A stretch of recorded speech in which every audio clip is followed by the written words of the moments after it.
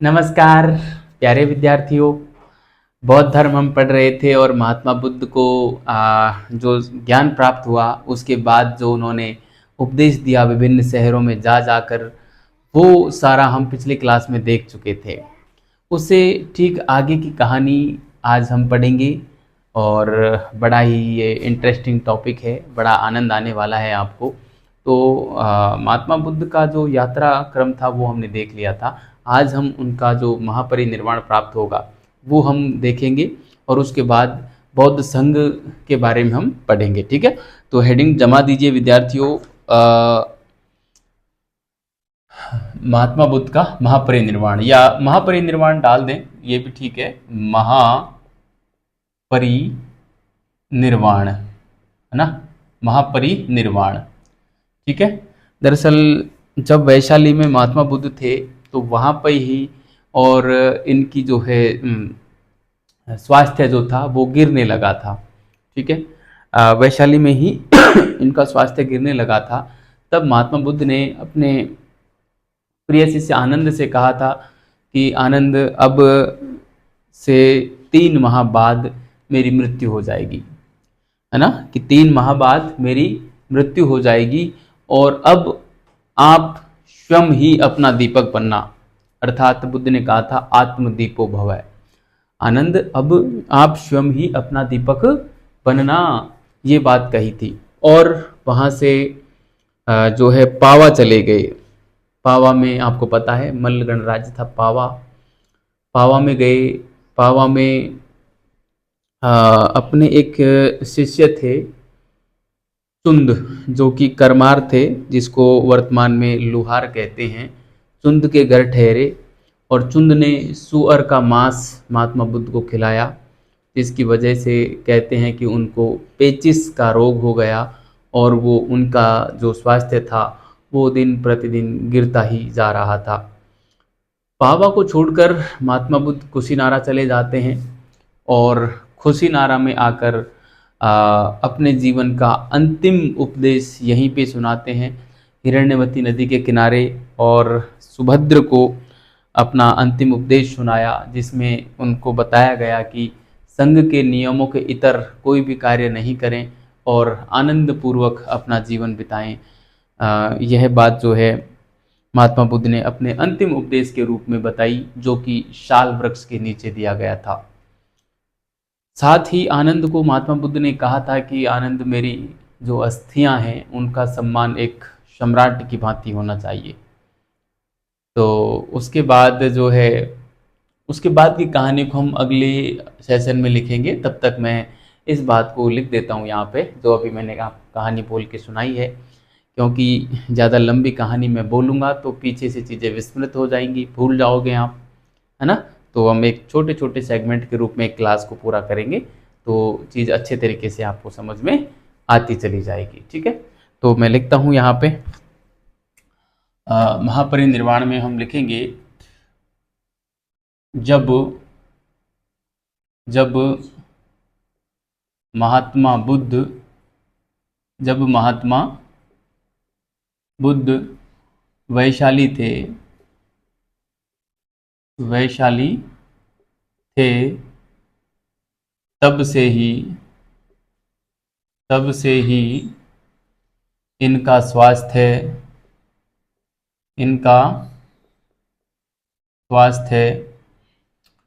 बिगड़ने लगा था बिगड़ने लगा था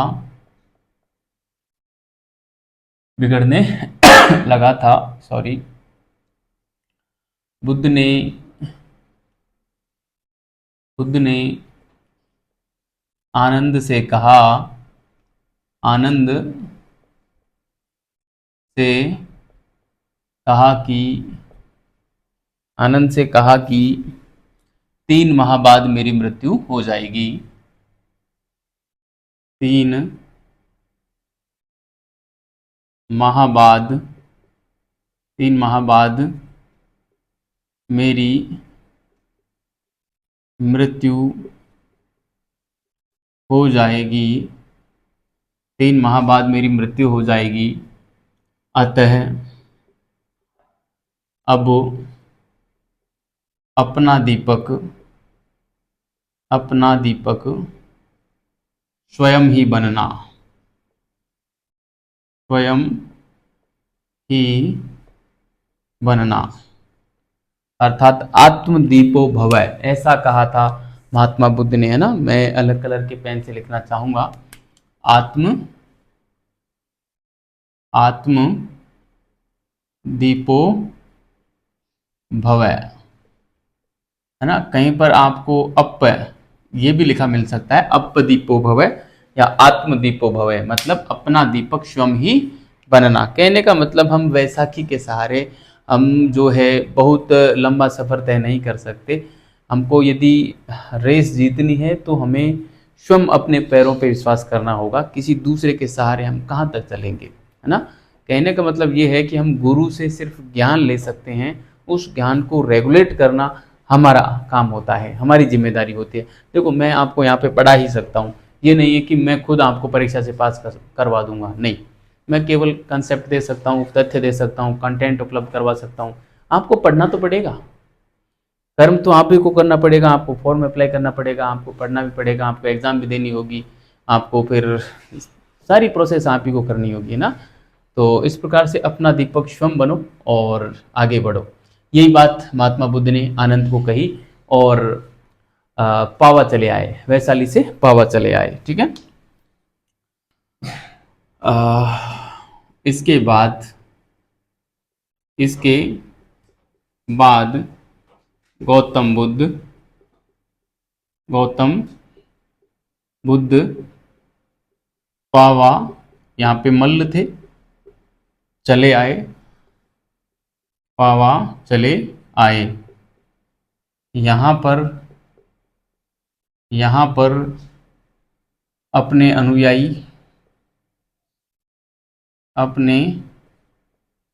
अनुयायी चुंद, जो कि करमार था, करमार मतलब लोहार, चुंद के घर ठहरे, चुंद के घर ठहरे, चुंद के घर ठहरे, चुंद ने इन्हें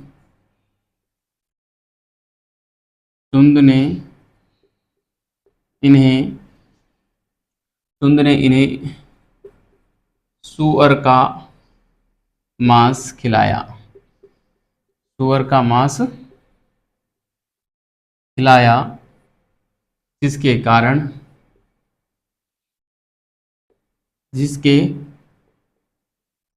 कारण इनका स्वास्थ्य और अधिक गिर गया, और अधिक गिर गया,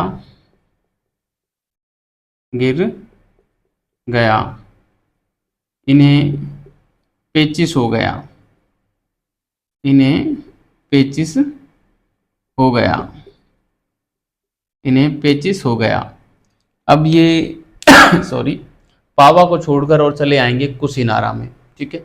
और कुशीनारा में आके अपने जीवन का आखिरी जो उपदेश था वो देते हैं, साल वृक्ष के नीचे सुभद्र को देते हैं, और यहीं पे इनका देहावसान हो जाता है, ठीक है। तो ये बात मैं लिखता हूँ अगले फैक्ट के रूप में। पावा के बाद बुद्ध कुशीनारा आते हैं, कुशीनारा आते हैं, यहाँ पर अपने जीवन का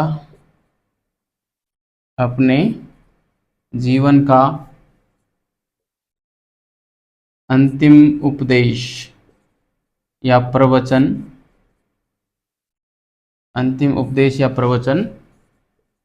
देते हैं,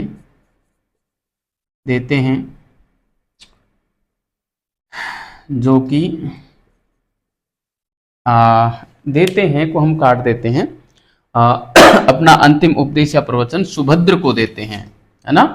अपने अनुयायी सुभद्र को देते हैं, अपने शिष्य लिख देते हैं, सुभद्र को देते हैं, है ना, सुभद्र को देते हैं। ठीक है, जिसमें बताते हैं कि, जिसमें बताते हैं कि संघ के नियमों से इतर, संघ के नियमों से इतर, संघ के नियमों से इतर मतलब संघ के नियमों के बाहर कोई भी कार्य न करें, संघ के नियमों से इतर कोई भी कार्य न करें, कोई भी कार्य न करें तथा आनंद पूर्वक अपना जीवन बिताएं, आनंद पूर्वक अपना जीवन बिताएं। ठीक है, तो ये बात अपने अंतिम उपदेश के रूप में कही, और यह जो अंतिम उपदेश था ये शाल वृक्ष के नीचे दिया था। ठीक है, तो ये बात मैं यहीं पे लिख देता हूं, यह है अंतिम उपदेश शाल वृक्ष के नीचे दिया था, शाल वृक्ष के नीचे दिया था। ठीक है, यह अंतिम उपदेश कहाँ दिया था? शाल वृक्ष के नीचे दिया था। ठीक है, ये शाल वृक्ष ध्यान रखना, कई बार पूछ लेते हैं इस प्रकार का सवाल। ठीक है, और इस प्रकार से अब इनका देहावसान होगा। साथ में इन्होंने आनंद को कहा था कि मेरी अस्थियों का सम्मान सम्राट की भांति होना चाहिए, ये बात भी मैं यहीं पे लिखना चाहूंगा। बुद्ध ने आनंद से कहा कि,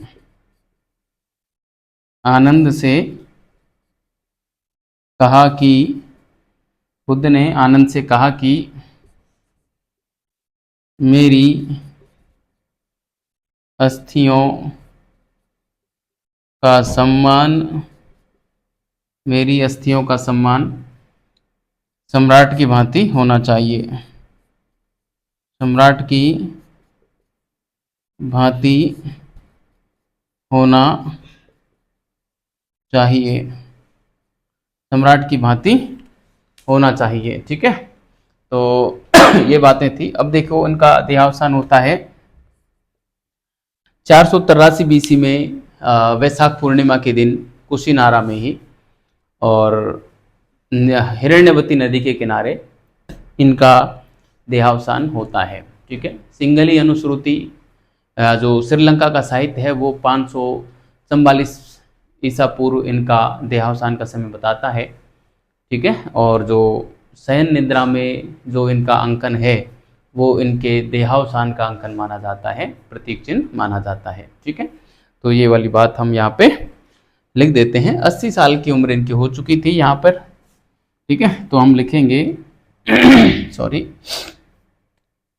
80 वर्ष की अवस्था में, 80 वर्ष की अवस्था में 80 वर्ष की अवस्था में 483 बीसी या 544 बीसी, ये मैं लिखूं सिंगली अनुश्रुति के अनुसार, है ना, या सिंगली साहित्य लिख देता हूं यहाँ पे, सिंगली साहित्य। ठीक है, 80 वर्ष की अवस्था में 483 बीसी में गौतम बुद्ध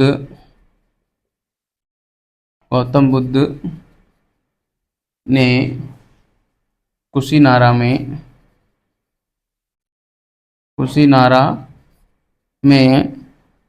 हिरण्यवती नदी के किनारे, हिरण्यवती नदी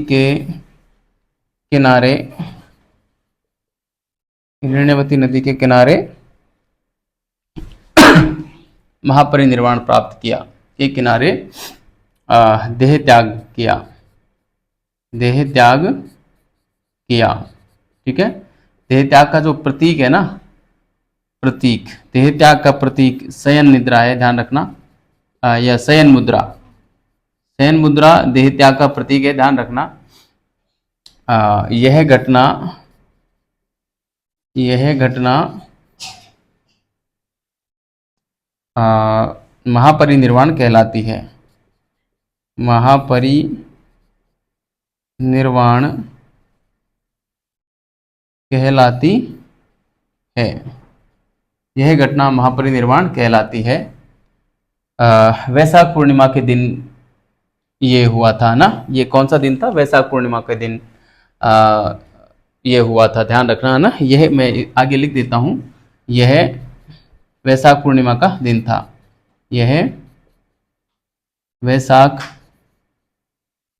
पूर्णिमा का दिन था। ठीक है, यह वैशाख पूर्णिमा का दिन था। ठीक है, तो ये बात थी यहाँ पे, प्रमुख बातें जो थी निर्वाण प्राप्ति को लेकर, ये यहाँ पे हो जाती हैं। अब इनका जो देह त्याग के बाद जो इनका शव था, अस्थियां जो थी, उन अस्थियों को एक संस्थागार में रखा गया था महाकश्यप के नियंत्रण में, और आगे चल के द्रोण नामक भिक्षु ने इनकी अस्थियों का 8 भागों में विभाजन किया था। ठीक है, ये बात हम यहाँ पे लिखेंगे, 8 भागों में बंटवारा किया गया था ना। तो यहाँ पे लिखते हैं हम, इनकी बुद्ध की अस्थियों को एक संस्थागार में महाकश्यप के नियंत्रण में रखा गया था। महाकश्यप के नियंत्रण में रखा गया था। इनको भिक्षु द्रोण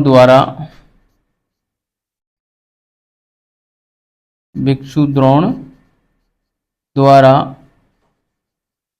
8 भागों में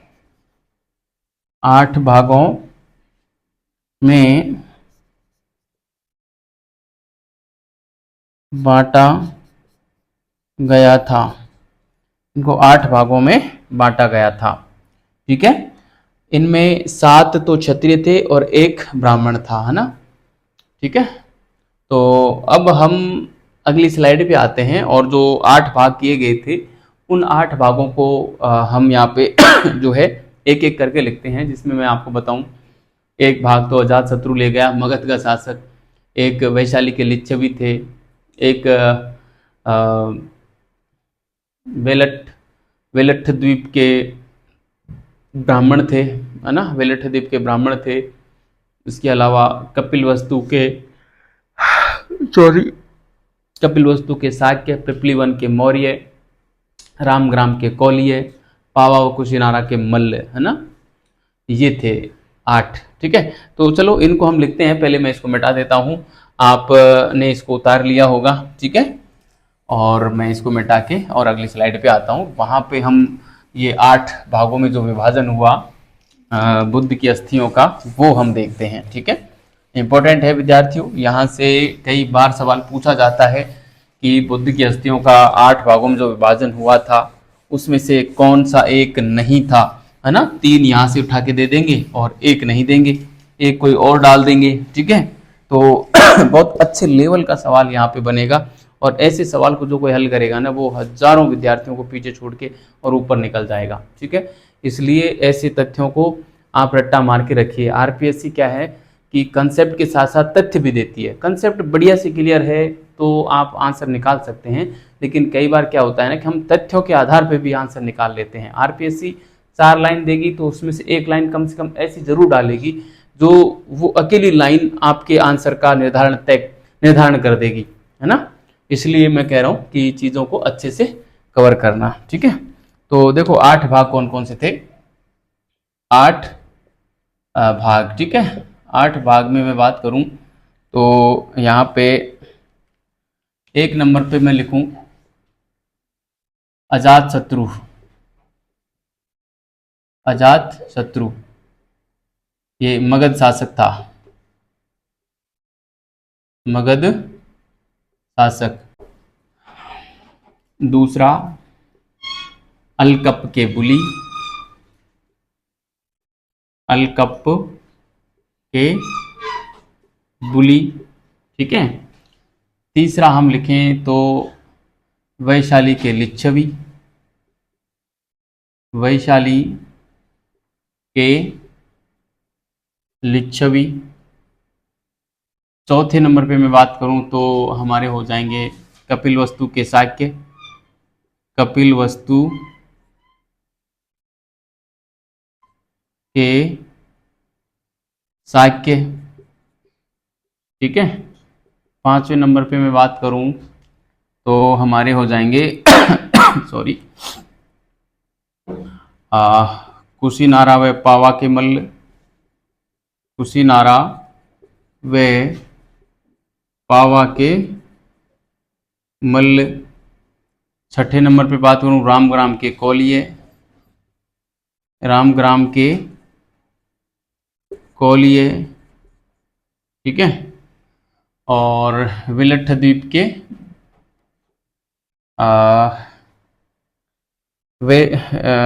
वेलट्ठ द्वीप के ब्राह्मण थे। एक और आएगा इसमें 7वें नंबर पे, ऐसा कोई नंबर फिक्स नहीं है, बस मैं दे रहा हूँ। रामग्राम के कौलिये, कुशीनारा के व पावा के मल्ल, कपिलवस्तु के शाक्य, ठीक है। पिपलीवन के मौर्य, है ना, पिपलीवन के मौर्य रह गए, पिपलीवन के मौर्य। और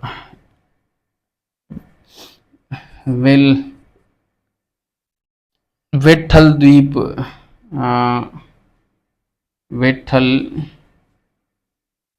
वेठल द्वीप के ब्राह्मण, है ना।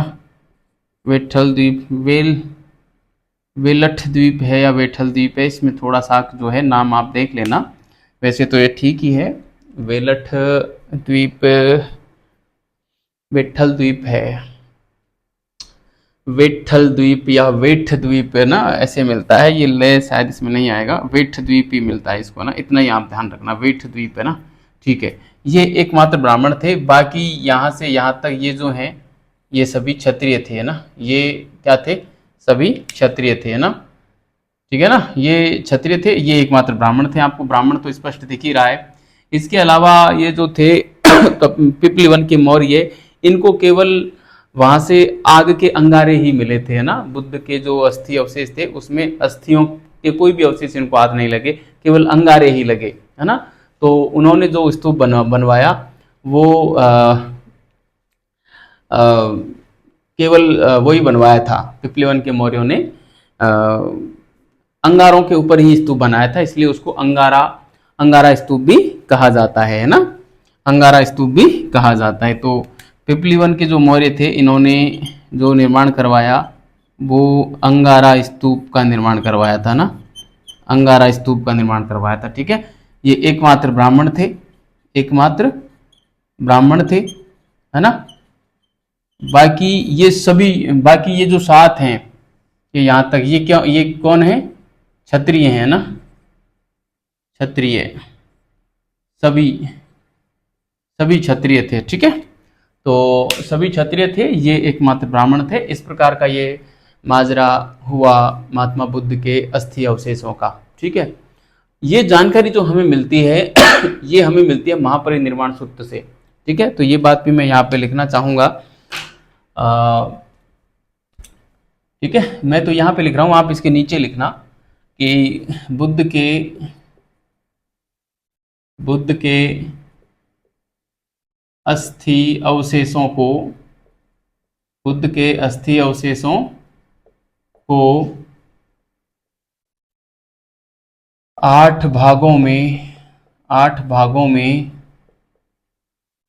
बांटे जाने का उल्लेख बांटे जाने का उल्लेख महापरिनिर्वाण सूत्र में मिलता है।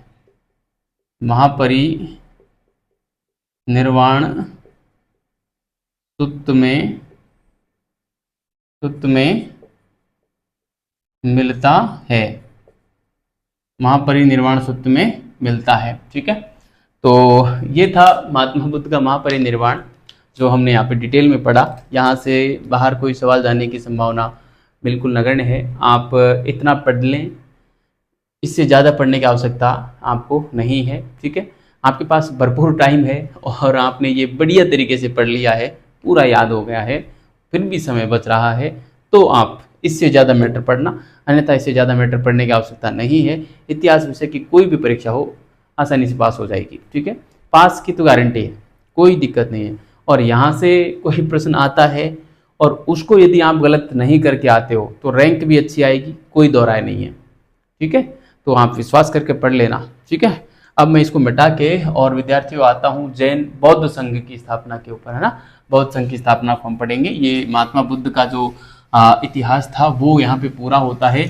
और अब इसके बाद जो हम पढ़ेंगे वो हम जैन संघ बौद्ध संघ की स्थापना पढ़ लेते हैं।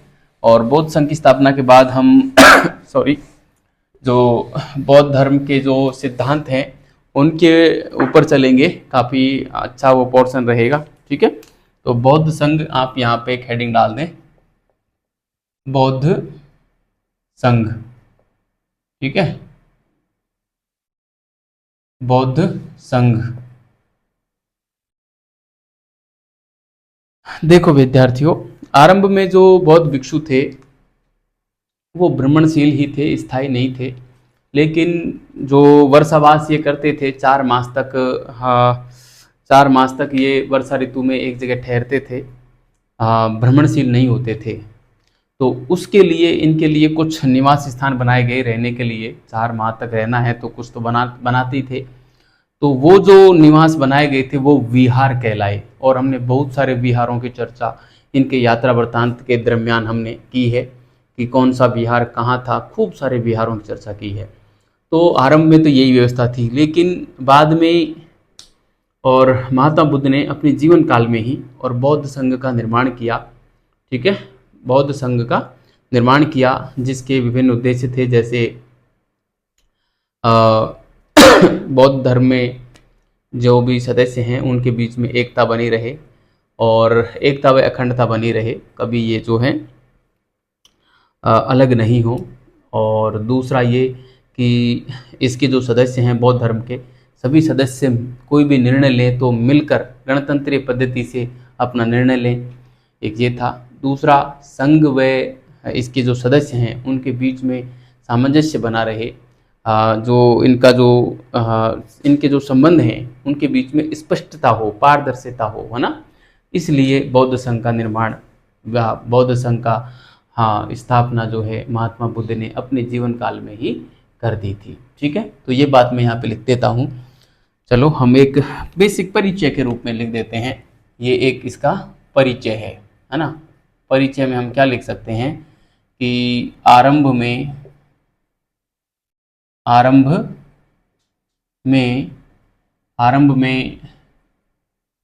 बौद्ध धर्म में आरंभ में बौद्ध भिक्षु भ्रमणशील थे, मगर वर्षावास में एक स्थान पर रहते थे, एक स्थान पर ही रहते थे। इस हेतु अनेक विहारों की स्थापना की गई। इस हेतु अनेक विहारों की स्थापना की गई, मगर बुद्ध ने अपने जीवन काल में ही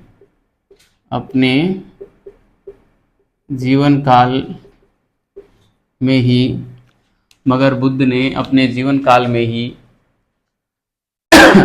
बौद्ध संघ की स्थापना कर दी थी।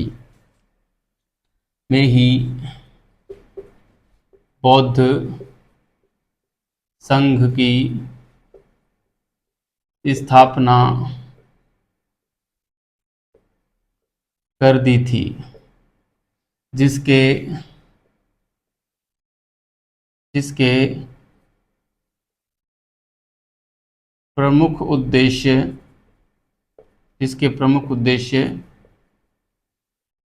निम्नलिखित थे। जिसके प्रमुख उद्देश्य निम्नलिखित थे। ठीक है, इसके प्रमुख उद्देश्य निम्नलिखित थे। इसमें पहला उद्देश्य मैं रखूं तो सॉरी, पहला उद्देश्य था बौद्ध धर्म में एकता व अखंडता बनाए रखना। एकता व अखंडता बनाए रखना। ठीक है, बौद्ध धर्म में एकता व अखंडता बनाए रखना। ठीक है, दूसरा जो था बौद्ध धर्म में एकता व अखंडता बनाए रखना दूसरा उद्देश्य था इनका दूसरा उद्देश्य था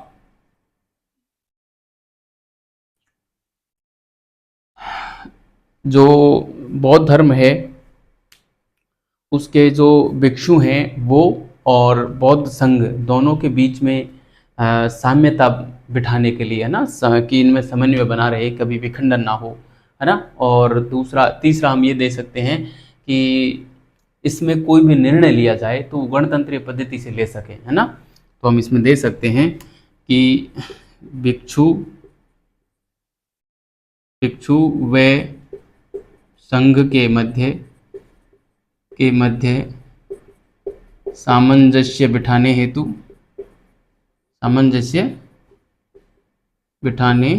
हेतु आप कहोगे सर कि संघ तो भी बना ही नहीं है, उससे पहले कैसे है, जो संघ बनाने के उद्देश्य तो ये थे, ये उद्देश्य कैसे हो सकता है ना। तो कहीं ना कहीं एक कहते हैं ना कि किसी भी चीज़ का एक ब्लूप्रिंट तो पहले ही तैयार कर लिया जाता है ना।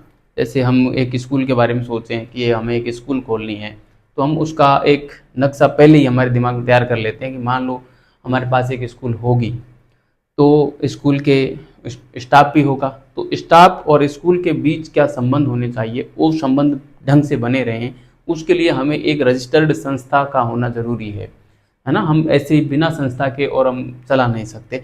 तो इस प्रकार का ही माजरा यहाँ पे कुछ था। ठीक है, तीसरा पॉइंट मैं यहाँ पे लिखूं कि संघ के नियम गणतंत्रीय पद्धति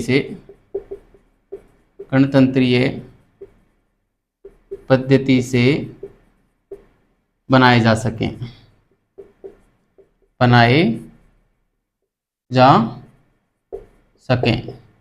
ठीक है, इन उद्देश्यों के चलते महात्मा बुद्ध ने और बौद्ध संघ की स्थापना की थी। ठीक है, और बौद्ध धर्म के प्रचार प्रसार का काम भी इसके माध्यम से किया जा सकता था। तो हम चौथे पॉइंट के रूप में हम इसमें लिख सकते हैं कि बौद्ध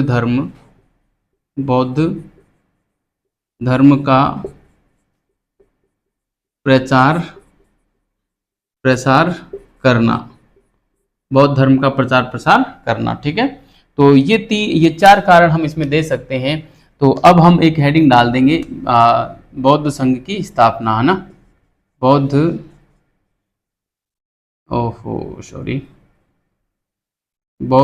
संघ की स्थापना। ठीक है, बौद्ध संघ की स्थापना की बात हम यहाँ पे करेंगे। तो महात्मा बुद्ध ने अपने जीवन काल में ही सारनाथ में बौद्ध संघ की स्थापना कर दी थी, जिसका जो प्रथम सदस्य बनाए गए ये वही 5 ब्राह्मणों को बनाया गया जो जिनको महात्मा बुद्ध ने अपना प्रथम उपदेश सुनाया था। और उन 5 में से भी जो पहला व्यक्ति था वो कौंडिन्य नाम का ब्राह्मण था। ठीक है, तो ये बात मैं यहाँ पे लिखना चाहूँगा। बुद्ध ने बुद्ध ने सारनाथ में बौद्ध संघ की स्थापना की, बौद्ध संघ की स्थापना की तथा इसके आरंभिक सदस्य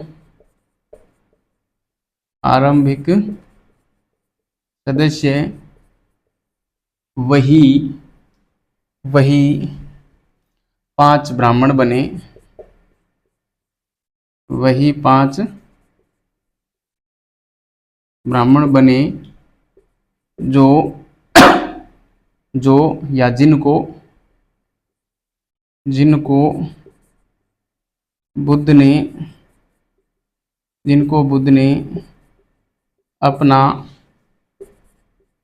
प्रथम उपदेश सुनाया था, जिनको बुद्ध ने अपना प्रथम उपदेश सुनाया था। ठीक है, और इनमें से भी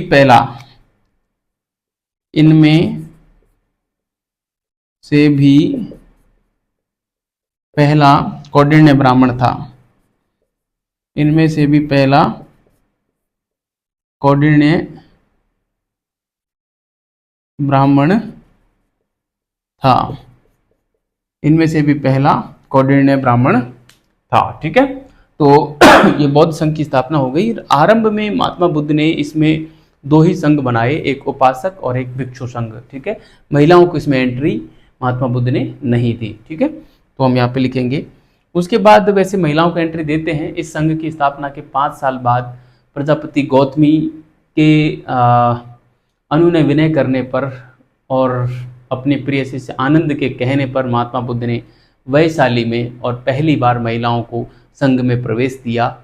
और गौतमी प्रजापति जो थी वो पहली महिला थी जो बौद्ध संघ में प्रवेश पाई। ठीक है, वैसे महात्मा बुद्ध ने एक बार कहा था कि यदि बौद्ध धर्म 1000 वर्ष का है तो महिलाओं के इसमें आने से यह 500 वर्ष का रह जाएगा, है ना। ऐसी बात महात्मा बुद्ध ने कही थी। तो इन सारी बातों को मैं यहाँ पे मेंशन करना चाहूँगा। आरंभ में बुद्ध ने आरंभ में बुद्ध ने केवल 2 संघ बनाए, केवल 2 संघ बनाए। कौन कौन से? एक तो भिक्षु संघ सन्यासियों के लिए, है ना, सन्यासियों हेतु। और दूसरा जो बनाया, ये पहला था, दूसरा जो बनाया उपासक संघ गृहस्थों के लिए, गृहस्थों हेतु।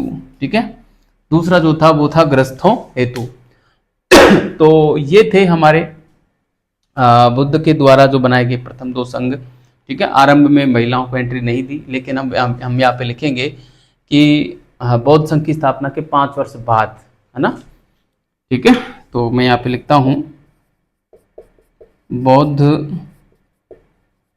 संघ की स्थापना के 5 वर्ष बाद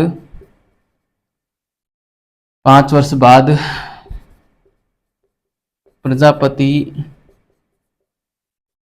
गौतमी व प्रिय शिष्य आनंद के कहने पर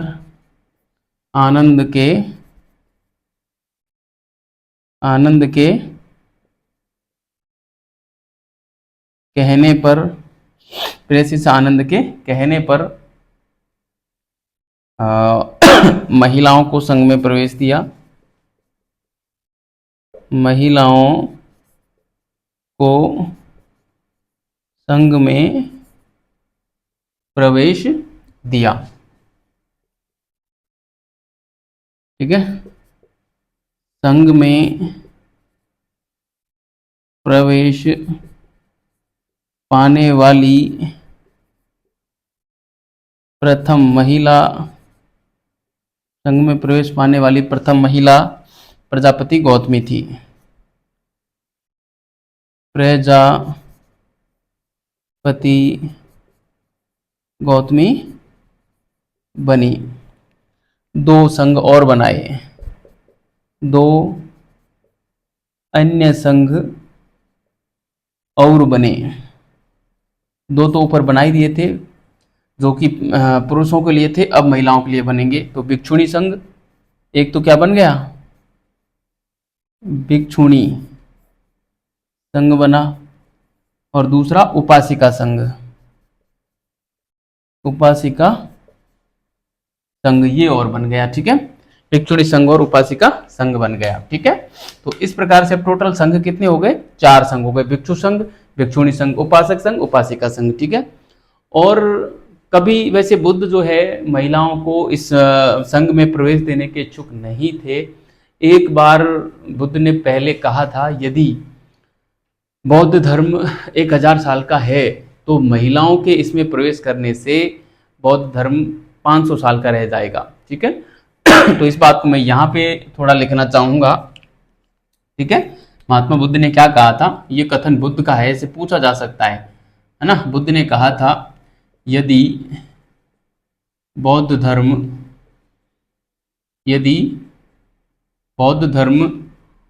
1000 वर्ष का है, 1000 वर्ष का है,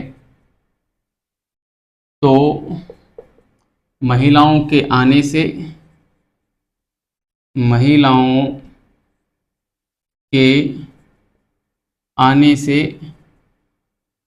यह 500 वर्ष का रह जाएगा, 500 वर्ष का रह जाएगा। ठीक है, तो देखो सॉरी, इसमें महात्मा बुद्ध महिलाओं के ऊपर कटाक्ष नहीं कर रहे, महिलाओं का विरोध नहीं जता रहे। दरअसल वो ये कहना चाह रहे हैं कि महिलाएं यदि संघ में आएंगी तो पुरुषों का आचरण खराब हो जाएगा, है ना। महिलाओं से उन्हें ऐसी कोई आपत्ति नहीं थी। ठीक है, तो आप इसका ऐसे महिला वर्ग विरोध ना करें, जो फीमेल वर्ग है कि महात्मा बुद्ध ने तो ऐसा कह दिया कि हम यदि इसमें प्रवेश करेंगे तो हमारी वजह से जो ये घट जाएगा, तो आपकी जो महत्ता है वो कम आंक रहे हों महात्मा बुद्ध, ऐसा बिल्कुल नहीं था।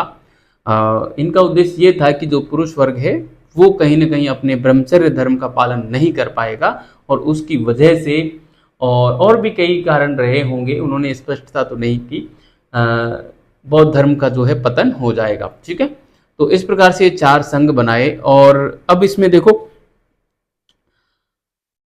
जो इसके सदस्य कौन बनेगा, इसके लिए भी इन्होंने काफी गजब की नियमावली तैयार की थी कि संघ का सदस्य किसे बनाया जाए, है ना, कौन व्यक्ति बने कौन नहीं बने। तो इसकी काफी एक बढ़िया सी इन्होंने नियमावली बना रखी थी कि जो कोई भी व्यक्ति 15 वर्ष से अधिक उम्र का अपने माता पिता की आज्ञा से और इस बौद्ध संघ की सदस्यता ले सकता था, लेकिन कुछ पाबंदियां भी थी।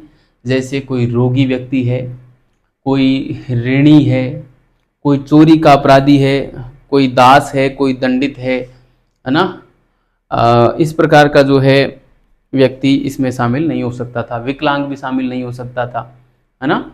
तो ये कुछ अपवाद थे जो इसमें शामिल नहीं हो सकते थे। ठीक है, और इसमें शामिल होने की भी काफ़ी जो है सॉरी बड़ी प्रक्रिया होती थी। जैसे सॉरी माता पिता की अनुमति के बाद उसे गृह का त्याग करना होता था, जिसको प्रवज्या बोलते थे। गृह त्याग करने को प्रवज्या बोलते थे। माता पिता की अनुमति से घर का त्याग किया, प्रवज्या धारण की, और उसके बाद जो है ये अपने बालों को मुंडवाते थे और गेरुए रंग के वस्त्र धारण करते थे। ठीक है, बालों को मुंडवाकर और गेरुए रंग के वस्त्र धारण करते थे। ठीक है, तो इस प्रकार से प्रवज्या के साथ ही और व्यक्ति जो है भिक्षु बन जाता था।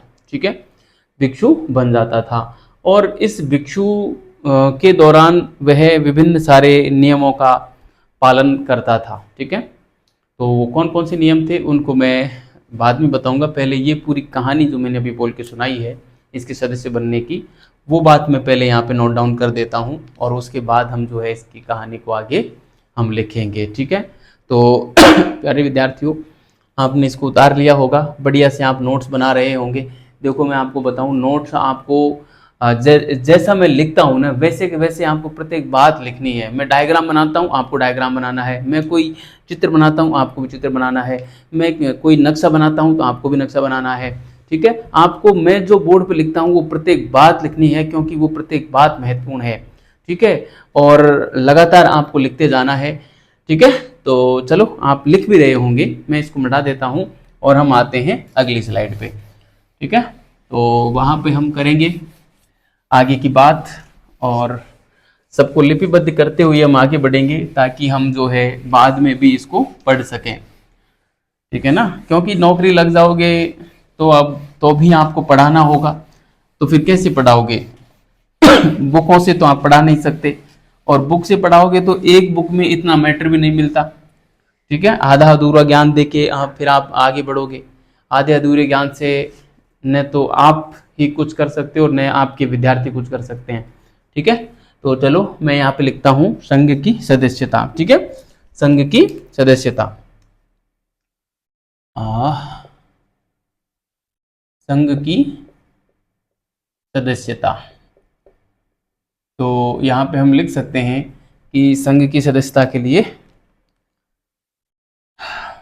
15 वर्ष या 15 वर्ष या इससे अधिक का कोई भी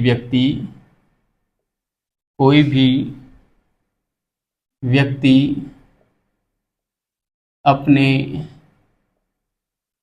माता पिता की अनुमति से माता पिता की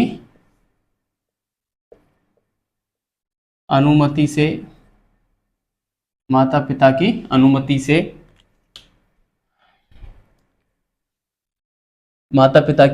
से इसका सदस्य बन सकता था।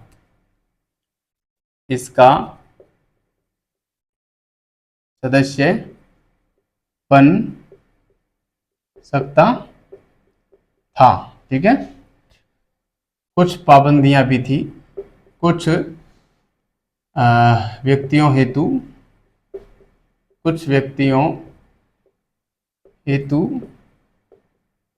पाबंदियां भी थी। जैसे मतलब कौन इसका सदस्य नहीं बन सकता था?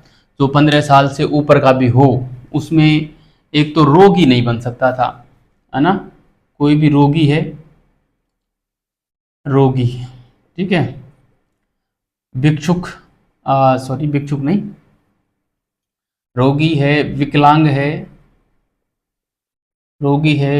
है, दोषी है, अपराधी है ना, दोषी, अपराधी सॉरी, और दास है ना, ऋणी है, ऋणी व्यक्ति कोई है।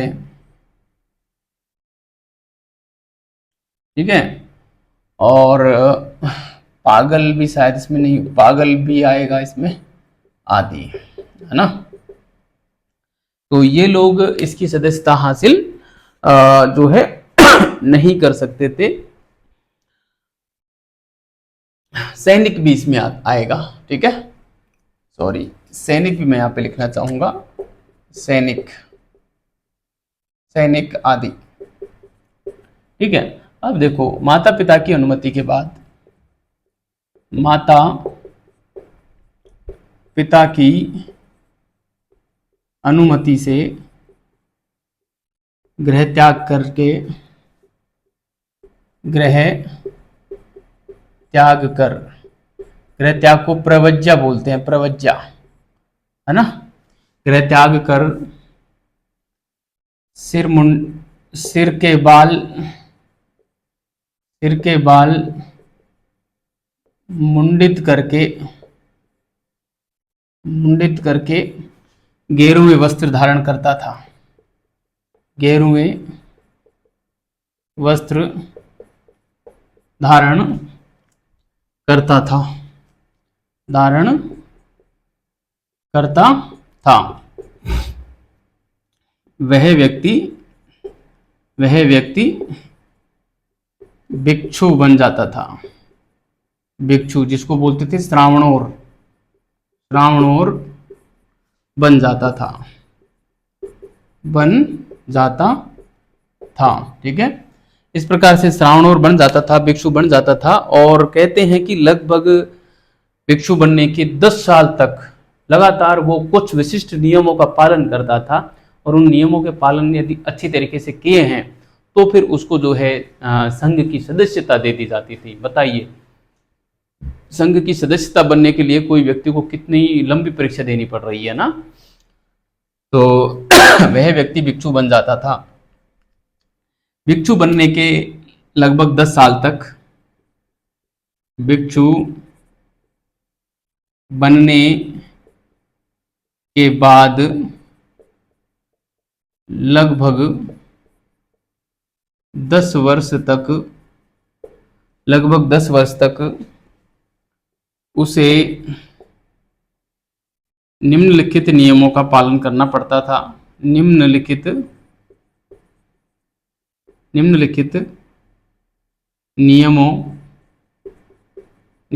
नियमों का पालन करना पड़ता था।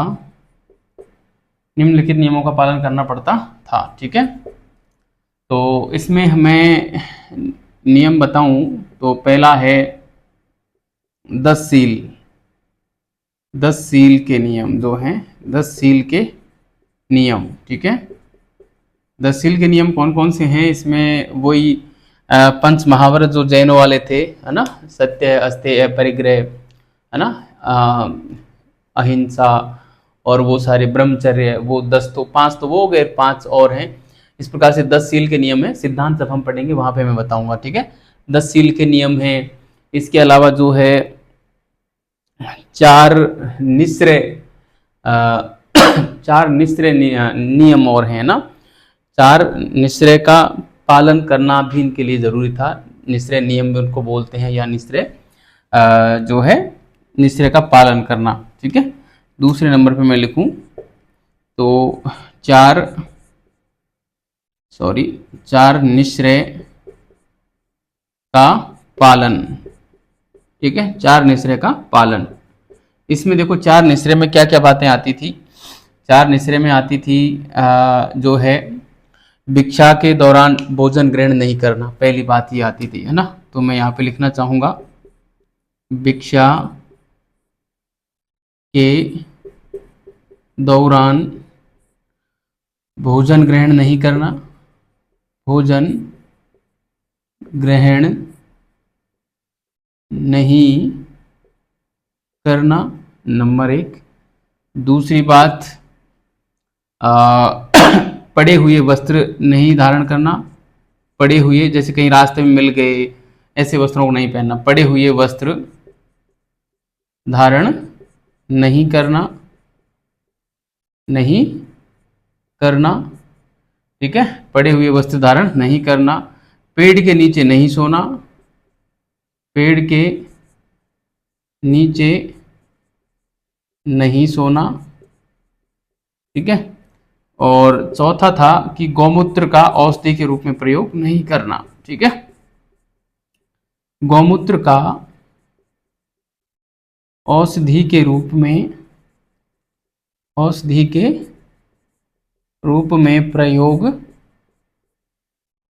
नहीं करना। ठीक है, गौमूत्र का औषधि के रूप में प्रयोग नहीं करना।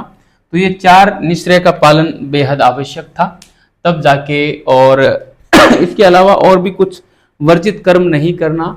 कुछ वर्जित कर्म भी थे जिसमें तर्जनीय तर्जनीय थे, निश्चय के नियम थे, है ना, निश्चय कार्य थे। इसके अलावा जो है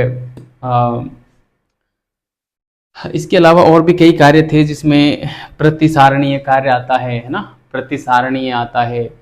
और एक उत्क्षेपणीय काम आता है, उत्क्षेपणीय काम, है ना। तो ये सारे काम इसमें जो है आते हैं। प्रव्राजीन कार्य भी आता है, प्रव्राजीन कार्य, है ना। ये कुछ वर्जित कार्य थे। तो मैं यहाँ पे तीसरे पॉइंट के रूप में यहाँ पे लिखना चाहूंगा, वर्जित कार्य नहीं करना, है ना। वर्जित कार्य नहीं करना, ठीक है। तो वर्जित कार्य में देखो कौन कौन से काम आते थे। सबसे पहले नंबर पे मैं यहाँ पे लिखना चाहूँ तो मैं जो है यहाँ पे वर्जित कार्यों में हम लिखेंगे कई काम आते थे, जिसमें जो तर्जनीय कार्य था वो था, है ना। तर्जनीय कार्य है, और उत्क्षेपण है ना। प्रतिसारणीय है ना। प्रतिसारणीय है, प्रव्राजीन है ना। प्रव्राजीन है, निश्चय कार्य है ना। कई सारे आते हैं। तो इसमें मैं जो है सबसे पहले लिखूंगा तर्जनीय कार्य, है ना। तर्जनीय कार्य, ठीक है। तर्जनीय कार्य में ये है कि जो बौद्ध संघ है उसकी निंदा नहीं करनी चाहिए, है ना। निंदा करना ये काम नहीं होना चाहिए, है ना। बौद्ध संघ की निंदा करना, है ना। बौद्ध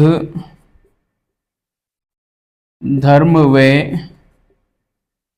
संघ की निंदा करना, निंदा करना, ठीक है। बौद्ध धर्म व संघ की निंदा करना, तो ये काम नहीं करना चाहिए, ठीक है ना। वर्जित कार्य नहीं करना। तो वर्जित कार्य कौन कौन से हैं? बौद्ध धर्म व संघ की निंदा करना, ये वर्जित काम है ना। इस प्रकार से दूसरा मैं यहां पे लिखूं तो दूसरा आ जाएगा हमारा निश्चय कार्य। निश्चय कार्य, निश्चय कार्य में आता है कि जो गृहस्थ हैं, गृहस्थों के अधिक संपर्क में रहना, है ना। गृहस्थों के अधिक संपर्क में रहना, ठीक है। गृहस्थों के अधिक संपर्क में रहना क्या है? निश्चय कार्य है, ठीक है।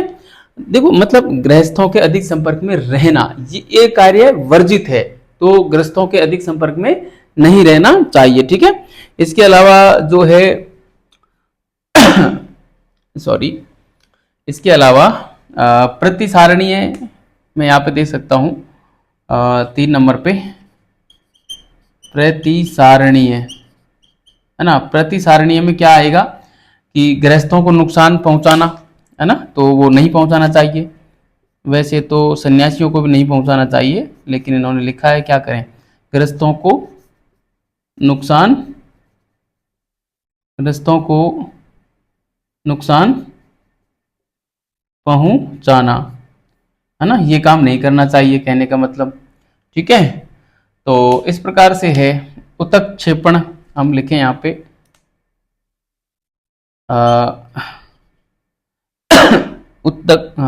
उत्क्षेपण, उत्क्षेपणीय, उत्क्षेपणीय कार्य, है ना। उत्क्षेपणीय कार्य में हमारे जो है वो आता था कि मतलब अपना खुद का अपराध जब स्वीकार नहीं करते हैं ना, तो वो बात गलत है ना। अपना स्वयं का अपराध स्वीकार हमें कर लेना चाहिए, है ना। तो यहाँ पे हम लिखेंगे कि अपना अपराध स्वीकार नहीं करना, है ना। अपना अपराध स्वीकार नहीं करना, ठीक है। तो इतने सारे कार्य जो है वो वर्जित कार्य हैं ये, है ना। तो ये सारे कार्य यहाँ पे नहीं करने चाहिए, ठीक है। और एक प्रव्राजीन हमने छोड़ दिया, प्रव्राजीन का भी हम यहाँ पे लिख ही देते हैं 5वें नंबर पे।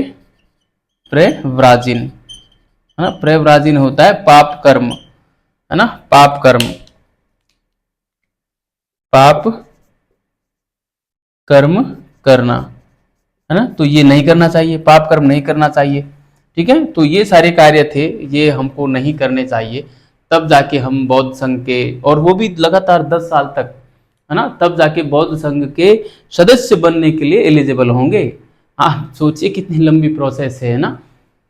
इसके अलावा 227 नियम और थे, है ना, 227 नियम और थे, जिसमें अ, आहार हेतु हम इच्छा प्रकट नहीं कर सकते थे ना, आहार हेतु इच्छा प्रकट नहीं कर सकते थे। इसके अलावा जो है मांस भक्षण का महात्मा बुद्ध ने आदेश दे दिया था कि आप मांस भक्षण कर सकते हैं, लेकिन किसी जीव की हत्या नहीं कर सकते, है ना, किसी जीव की हत्या नहीं कर सकते। और मानव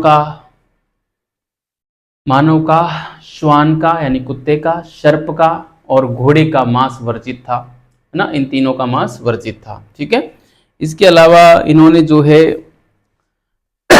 सॉरी, भिक्षा मांगने और भोजन ग्रहण, भोजन का जो भोजन ग्रहण करने का जो आमंत्रण था वो स्वीकार करने, इन सब की तो आज्ञा दे रखी थी, है ना, इन सब की आज्ञा जो है दे रखी थी। मतलब आप किसी के भी जाके भोजन ग्रहण कर सकते हैं, या भोजन का आमंत्रण जो है वो स्वीकार कर सकते हैं, मठों में जा सकते हैं, है ना, ये सारी बात तो थी। आरंभ में चप्पल पहनने का भी इनको जो है अधिकार नहीं दिया गया था, लेकिन सोन कॉलिस के कहने पर, सोन कॉलिस के कहने पर और बौद्ध संघ के जो भिक्षु थे, यानी कि बौद्ध संघ की सदस्यता लेने के लिए जो व्यक्ति तैयारी कर रहा था, उनको चप्पल पहनने का अधिकार बाद में मिल गया था, सोन कॉल्विस श्रेष्ठी के कहने पर दे दिया गया था, है ना। तो ये सारे नियम और हैं जिनको मैं यहाँ पे लिख दूं, क्या जगह है वहां पे लिख देते हैं। ठीक है, चौथा पॉइंट लिखूंगा मैं, 1 2 3 हमने लिख दिए, यहाँ पे मैं चौथा पॉइंट रेड कलर से लिख रहा हूँ। 227 नियम और थे, है ना, 227 नियम अन्य थे, अन्य थे। ठीक है, 227 नियमों में हम क्या क्या डालेंगे। पहला नियम तो ये था, पहला तो खैर क्या है, मैं मोस्ट है वही बता रहा हूं कि आहार हेतु इच्छा व्यक्त नहीं कर सकते, आहार हेतु इच्छा व्यक्त नहीं, मतलब जो दे दिया वो दे दिया। नंबर 2, मांस भक्षण कर सकते थे, मांस भक्षण कर सकते थे, कर सकते थे, मगर जीव हत्या नहीं, मगर जीव हत्या नहीं, है ना, मगर मतलब किसी जानवर ने जानवर को मार दिया तो उसका मांस आप खा सकते हो। ठीक है, इसमें भी एक था कि मानव, श्वान यानी कुत्ता, सर्प व घोड़े का मांस वर्जित था, व घोड़े का मांस वर्जित था। इन चार का मांस क्यों वर्जित था, ये किसी को आता हो तो बताना। ठीक है, कोई मांसाहारी हो तो उसको इस बात का पता हो सकता है कि आखिर इन चार के मांस में ऐसी क्या विशेषता थी कि महात्मा बुद्ध ने और इनका मांस मना कर दिया, जबकि उन्होंने स्वयं सुअर का मांस खाया था, आपको पता होगा, चुंद ने खिलाया था इनको, है ना। तो आखिर ऐसा क्या था कि इनका मांस इन्होंने नहीं खाया या खाने की इजाजत नहीं दी। ठीक है, तीसरा पॉइंट मैं यहाँ पे लिखूं तो यहाँ पे लिख सकते हैं, भोजन आमंत्रण स्वीकारने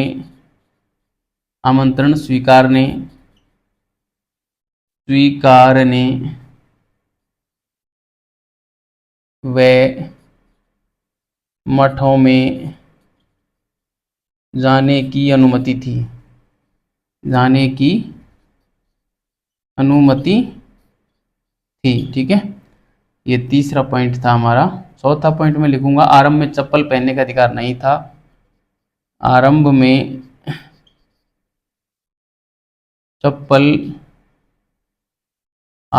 चप्पल सॉरी, आरंभ में चप्पल पहनने का अधिकार नहीं था, सोन कोलविस के आदेश, सोन कोलविस श्रेष्ठी है ना, सोन कोलविस, सोन कोलविस श्रेष्ठी के कहने पर शुरू हुए, के कहने पर चप्पल पहनी। ठीक है, सॉरी, सोन कोलविस श्रेष्ठी के कहने पर और इन्होंने चप्पल पहनना प्रारंभ कर दिया था, वरना ये बिना चप्पल पहने ये चल रहे थे, है ना, सारे काम कर रहे थे। बताइए कितने जटिल नियम थे, लेकिन फिर भी उनका पालन कर रहे थे केवल संघ का सदस्य बनने के लिए।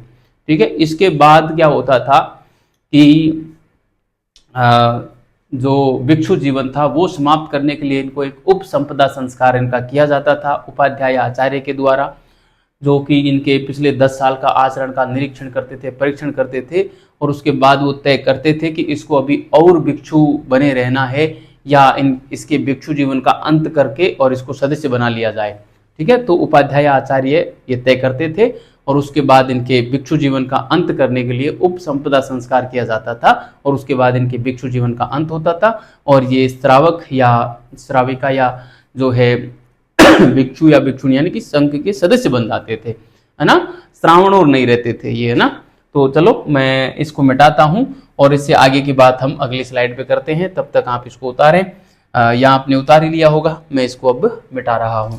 ठीक है, तो अब देखिए संघ का सदस्य बनाएंगे हम इनको। अभी तो काफ़ी सारी नियमावली हमने लिखी, कितनी जटिल प्रक्रिया थी आप अंदाजा लगा सकते हैं। 10-10 साल तक वेट करना और तब जाके किसी संघ का सदस्य बन पाना एक बड़ा चैलेंज था एक तरीके से। और आचरण के देखो कितने गजब के नियम इन्होंने तय किए कि ऐसा करोगे ऐसा करोगे, है ना, बड़ा गजब के नियम थे वास्तव में। अब देखिए सॉरी, अब मैं यहाँ पे लिखूंगा कि उक्त नियमों को, है ना, उक्त नियमों का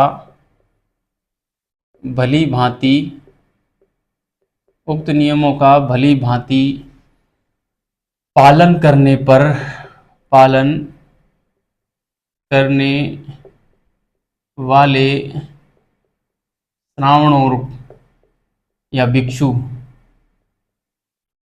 को बौद्ध आचार्य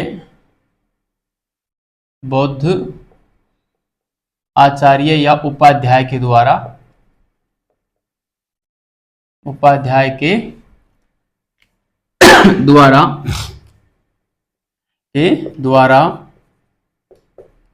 बौद्ध संघ के सदस्य की दीक्षा दी जाती थी,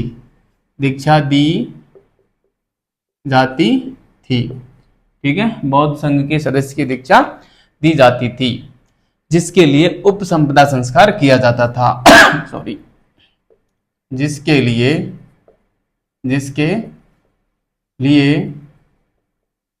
उपसंपदा